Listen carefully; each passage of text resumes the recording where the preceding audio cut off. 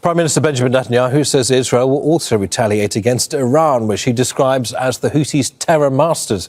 Speaking on state TV, Iran's defense minister said Tehran would hit back if it was attacked by Israel.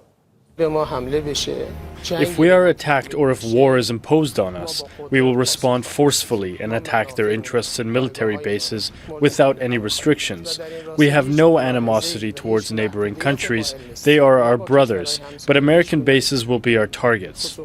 Andreas Krieg is an associate professor at the School of Security Studies at King's College London. He says the Tel Aviv attack is a wake-up call for Israel and its national security.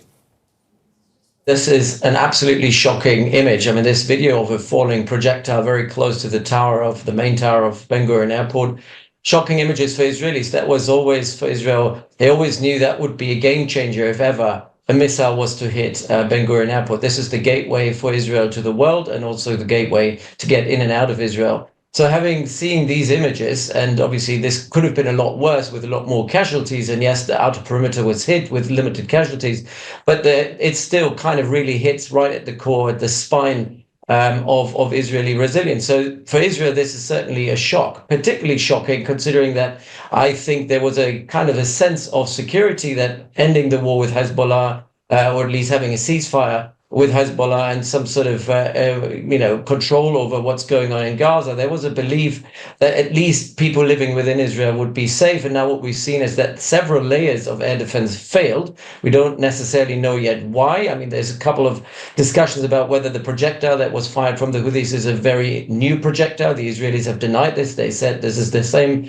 sort of missile that has been fired on Israel and was intercepted before. Then there obviously are a lot of layers or points of failure within the air defense system itself. I mean, a human error as well as technical error as well, both in terms of the radar system that was used, but also potentially the intercepting projectile that was misfired potentially. So a lot of things could have happened here. And we still don't know exactly why it happened, but it certainly was a failure. And it also shows how fragile this system is, because it could have been a lot worse. And if another projectile has been fired from Yemen and it does hit right at the runway, hits an aircraft and causes more casualties, it would be very much a catastrophe for Israel.